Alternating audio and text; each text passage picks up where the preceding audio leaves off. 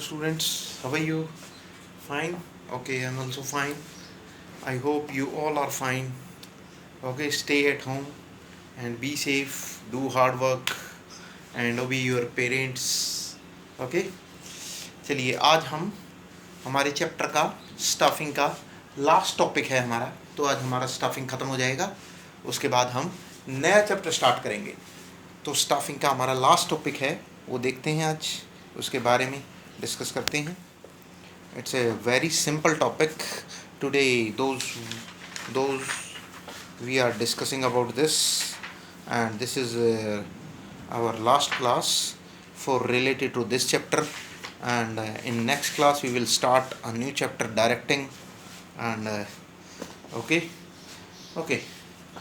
I'm telling about some points related to training, development, benefits, and methods of training, of the job and on the job. Okay, now training and development, पहले इसका meaning समझ लेते हैं। Training का meaning क्या है और development का मीनिंग क्या है। ट्रेनिंग हम जिस चीज़ के लिए, जिस पोस्ट के लिए जिस एम्प्लॉय को रखा गया है, उसको हम जिस पोस्ट के लिए रखा गया है वो इक्विपमेंट, जिस मशीनरी पे उसको काम करने के लिए रखा गया है, उस मशीनरी से रिलेटेड उसको कुछ बातें बताना, उसके बारे में उसको कुछ सिखाना, that is called training. Number 2, development, overall increment as well as increment as well as development of the employee, that is called development. यानी कि ओवरऑल एम्प्लॉय के बारे में, उसकी हर चीज़ के बारे में ओवरऑल उसकी बढ़ोतरी होना, that is called development. Got it? दोनों में क्या डिफरेंस है?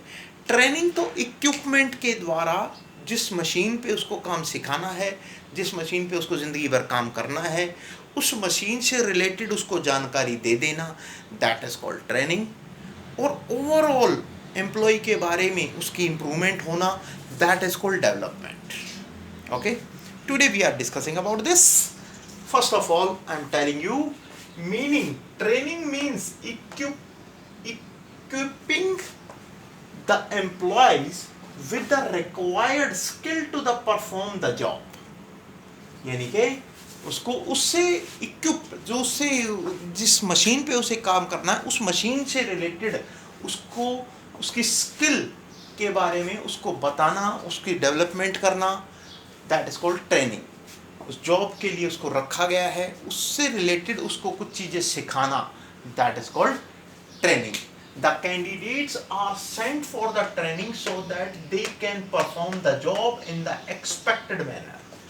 यानी कि जो चीज़, जब अगर हम उसको ट्रेनिंग देंगे तो हमें जितनी उम्मीद है उससे जितनी हमें उससे उम्मीद है, तो वो उतनी एक्सपेक्टेशंस जितनी हम रखते हैं उससे, वो उन पे खरा उतरेगा अगर हम उसको ट्रेनिंग के बाद हम उसको अपनी जॉब पे रख लेते हैं। तो फिर देखते हैं, training means equipping the employees with the required skill to perform the job. The candidates are sent for training so that they can perform the job in the expected manner. That is called training. ये हमारी training है। उसके बाद development, यानी कि overall employ का आगे बढ़ना, एम्प्लॉय की इम्प्रूवमेंट होना, that is called development. Development refers to overall growth of the employee, यानी कि ओवरऑल उसकी ग्रोथ होना क्या कहलाता है? डेवलपमेंट कहलाता है। It focus on personal growth and successful employees development, need for training and development. उसने क्या कहा? Development refers to overall growth of the employee, it focuses on personal growth and successful employees, development, need for training and development. आगे देखते हैं उसने क्या कहा development के बारे में। It focuses on personal growth and successful employees development, यानी कि ओवरऑल ओवरऑल ग्रोथ यानी कि सारी ओवरऑल ग्रोथ एम्प्लॉय के बारे में होना, एम्प्लॉय के बारे में करना, उसकी डेवलपमेंट करना, उसको इंक्रीमेंट करना, उसको बढ़ोतरी देना, सारा उसको बारे में सोचना, हर चीज के बारे में, तो उसको डेवलपमेंट कहलाता है। ओके, ट्रेनिंग और डेवलपमेंट में क्लियरिटी हुई। नेक्स्ट पॉइंट देखते हैं, need for training and development, benefits of training and development for organisation. पहला पॉइंट उसने क्या कहा, need for training and development, हमें ट्रेनिंग और डेवलपमेंट की आवश्यकता क्यों पड़ी, क्यों हमें जरूरत पड़ी कि एम्प्लॉइयों को ट्रेनिंग दें और उसकी डेवलपमेंट के बारे में सोचें। Why we should think about the employees related to training and development, why. तो उसने कहा हमें क्यों आवश्यकता पड़ी इन चीज़ों के बारे में, तो उसने कहा benefits of training and development for organisation. अगर हम एम्प्लॉय को ट्रेनिंग देते हैं और उसकी डेवलपमेंट करने के बारे में सोचते हैं, उसके बेनिफिट्स क्या क्या हो सकते हैं, उसके बेनिफिट्स हमें सबसे पहले ऑर्गेनाइजेशन को मिलेंगे, और उसके बेनिफिट्स हम किसको देखने को मिलेगा, हमें एम्प्लॉय को भी बेनिफिट होगा इसका। सबसे पहले ऑर्गेनाइजेशन को क्या बेनिफिट होगा वो हम डिस्कस करते हैं पॉइंट को। पहला, रिड्यूस्ड लर्निंग टाइम, यानी कि अगर हम उसको ट्रेनिंग दे देंगे तो उसको जो सिखाने का समय है, जो मशीन के ऊपर काम करेगा, मशीन के ऊपर सिखाने का समय वो कम लगेगा। अगर हम उसको पहले ही ट्रेंड कर देंगे, यानी कि उसको हम एक पैकेज दे देंगे, उसको समझा देंगे, उसको ट्रेनिंग दे देंगे, यानी कि उसको पढ़ा देंगे, उसको एज ए रिटर्न डॉक्यूमेंट के रूप में उसको सिखा देंगे, उसको पढ़ा के फिर उसके बाद हम उसको मशीन पे काम करने के लिए लेके जाएंगे, तो हमें उससे क्या लगेगा, हमारा टाइम बहुत कम खर्च होगा, हमारा टाइम की बचत होगी, कॉस्ट की भी बचत होगी।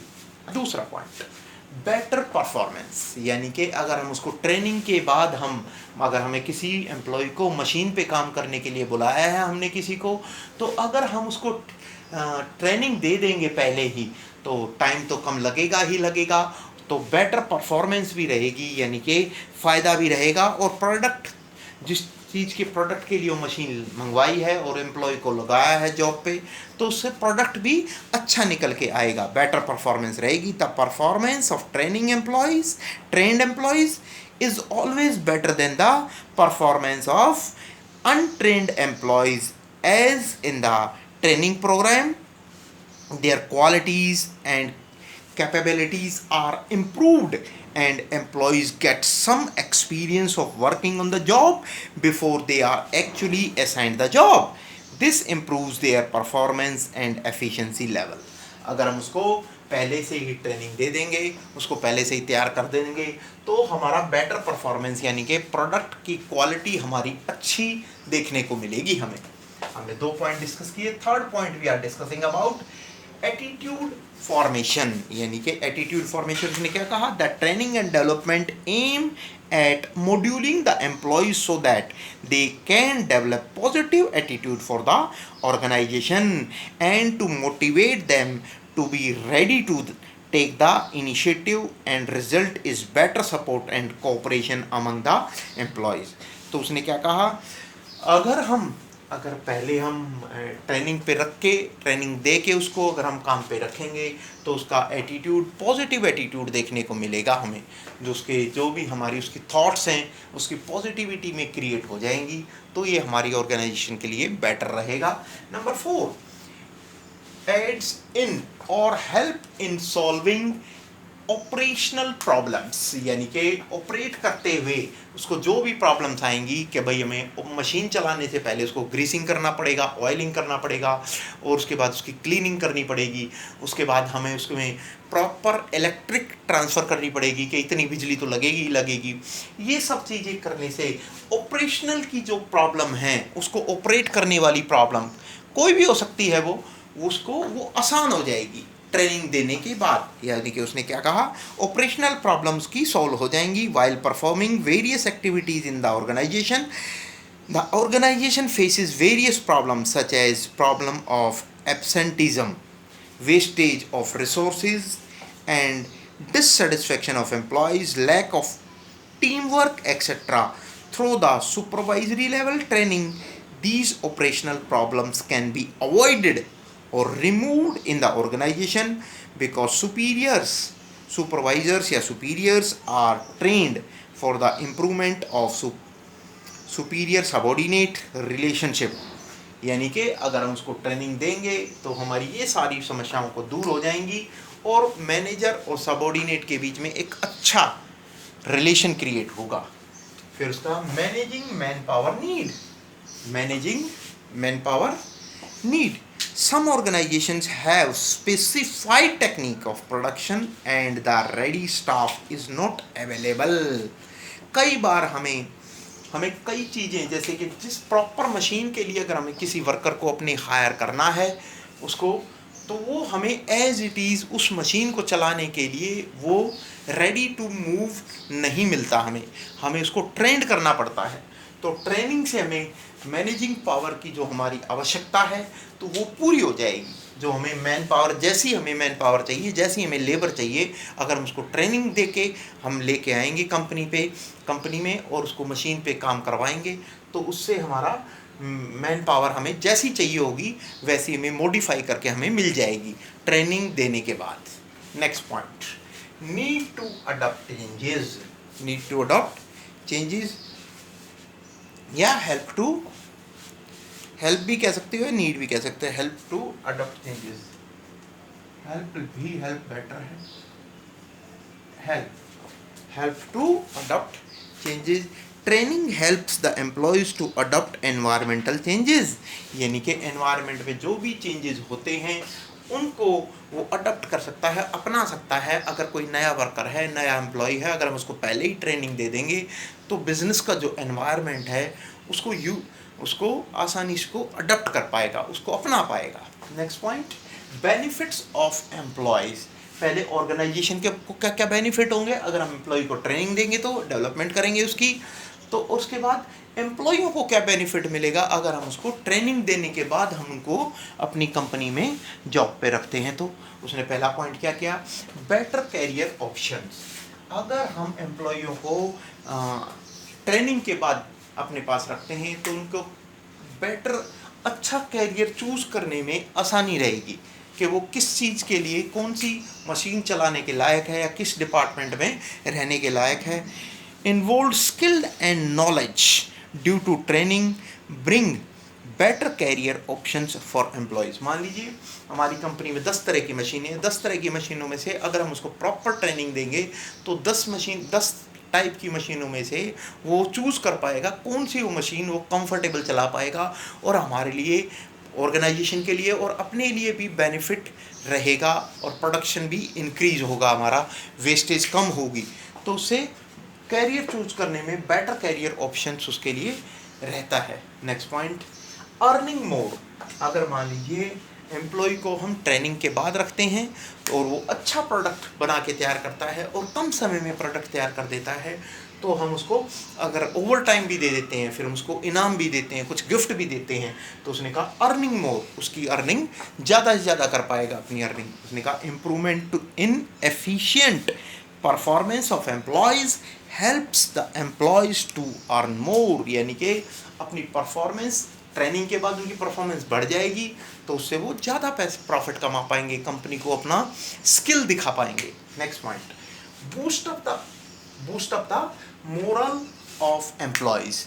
अगर मान लीजिए पहले से उनको ट्रेनिंग दे दी जाएगी तो उससे मैनेजर और उनके बीच में जो भी कोऑर्डिनेशन नहीं बन पा रहा था, ट्रेनिंग के बाद अच्छा कोऑर्डिनेशन बन पाएगा। उससे क्या है, उनका मोरल भी बूस्टअप होगा कि हमारे मैनेजर हमारी रिस्पेक्ट करते हैं और हम मैनेजर की रिस्पेक्ट करते हैं, तो उनको मोरल बूस्टअप रहेगा, अर्निंग भी अच्छी रहेगी, तो वो उनका अच्छी से डेवलपमेंट हो पाएगी। उससे उनका मोरली भी वो बूस्टअप रहते हैं। Training increases the satisfaction and moral of employees. Next point, less chances of accident.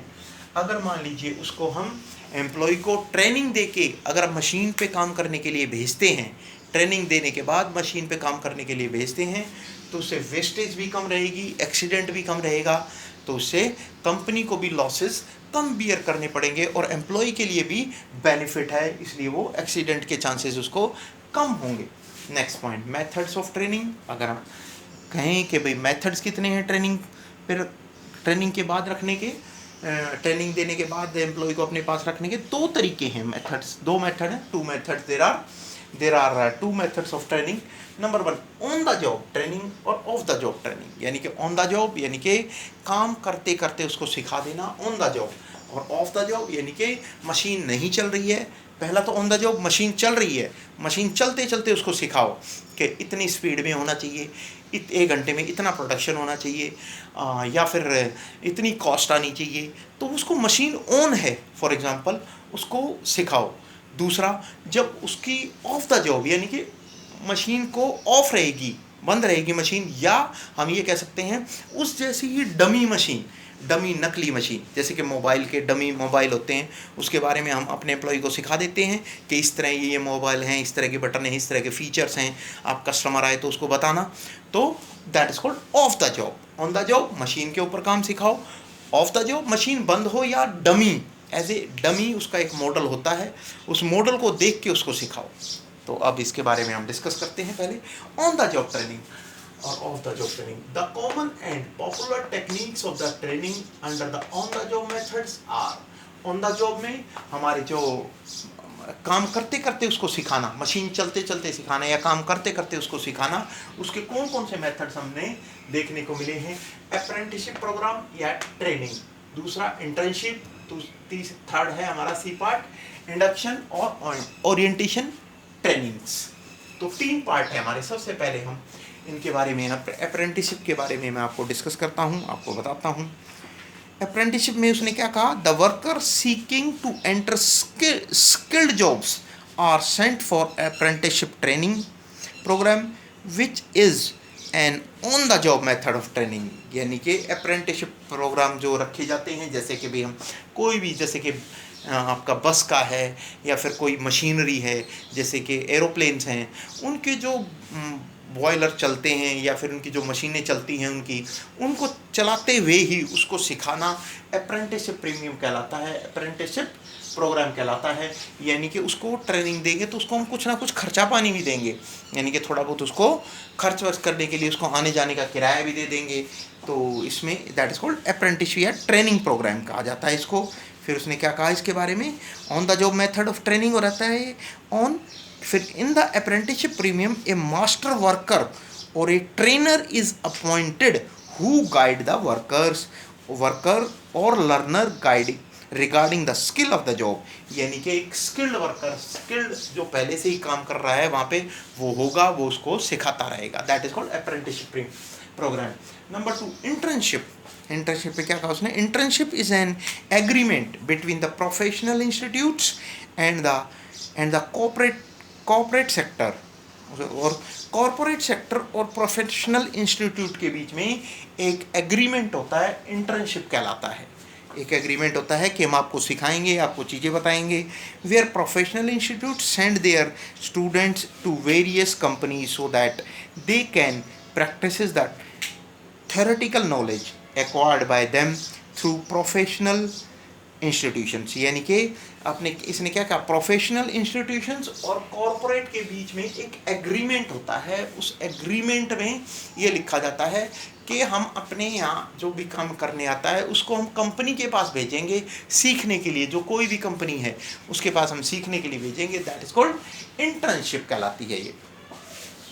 फिर उसके बाद इंडक्शन और ओरिएंटेशन ट्रेनिंग, नंबर 3 हमारा इंडक्शन और ओरिएंटेशन ट्रेनिंग में उसने क्या कहा, उसने कहा इंडक्शन और orientation is a process of receiving and welcoming an employee when the first joins the company and giving him the basic information he needs to settle down quickly and happily and start work। उसने क्या कहा, जब भी आपका orientation training रहती है, यानी कि हम एक दूसरे से इंट्रोड्यूस होते हैं, एक दूसरे से मुलाकात करवाई जाती है कि हमारे नए एम्प्लॉय हैं, नए काम करने के लिए आए हैं, इनको आप लोग अच्छे से ट्रीट करें और एक दूसरे से फ्रेंडली एनवायरनमेंट क्रिएट करें, तो दैट इज कॉल्ड। उसके बाद उसने कहा ओरिएंटेशन ट्रेनिंग कहलाती है। नेक्स्ट पॉइंट, फिर उसने कहा इसके कुछ हमारे formal induction program must provide following information to the employee. जो फॉर्मल इंडक्शन प्रोग्राम चलाए जाते हैं ये इंफॉर्मेशन उसको पक्का दी जाएंगी, किसको, एम्प्लॉय को। पहला जैसे कि brief history and operation of the company, यानी कि कंपनी की पुरानी हिस्ट्री, पूरा कंपनी कितने साल पुरानी है या कंपनी के पिछला बैकग्राउंड कैसा है, इसके बारे में बताया जाएगा। Number 2, products and services of the company, company कौन कौन से प्रोडक्ट बना रही है और क्या क्या सर्विसेज देती है, इसके बारे में एम्प्लॉय को पहले से ही वर्कर को बता दिया जाता है जो उसके पास काम करने के लिए आता है। फिर उसके बाद third point, company's organization structure, company का स्ट्रक्चर यानी कि काम करने का तरीका या कंपनी कितनी बड़ी है, ये सारी बातें हम एम्प्लॉय को बता देती हैं। Number 4, rule and regulations, policies and procedures of the company, company की जो पॉलिसीज हैं, प्रोसीजर है, काम करने के तरीके क्या हैं, वो सारे एम्प्लॉय को बता दिए जाते हैं। Number 5, responsibility and authorities of employees, employees की क्या जिम्मेदारी रहेगी और उसको क्या पावर मिलेगी, ये उसको पहले ही बता दिया जाता है। फिर उसके बाद उसने कहा कि of the job, the common and popular technique of the under of the job, यानी कि ऑफ द जॉब यानी कि एक तरह का डमी मॉडल बना के उसको एम्प्लॉय को दिखाया जाता है, उसको बताया जाता है कि इस तरह, जैसे मान लीजिए रेलवे में उसको जॉब करनी है तो एक डमी मॉडल होगा, यानी कि हमारे सामने एक छोटी ट्रेन होगी, एक टॉय जैसी, और उसको बताया जाएगा यहाँ पे रेड सिग्नल आएगा, इस तरह आपको काम करना है, इस तरह वहाँ इतने टाइम तक रुकेगी। तो ये ऑफ द जॉब ट्रेनिंग कर रहा है, मॉडल यानी कि एक डमी मॉडल तैयार करके उसको उस पर इसको सिखाया जाता है, that is called off the job training कहेंगे इसको। कि क्या है, vestibule school means duplicate model of organisation, generally when the expensive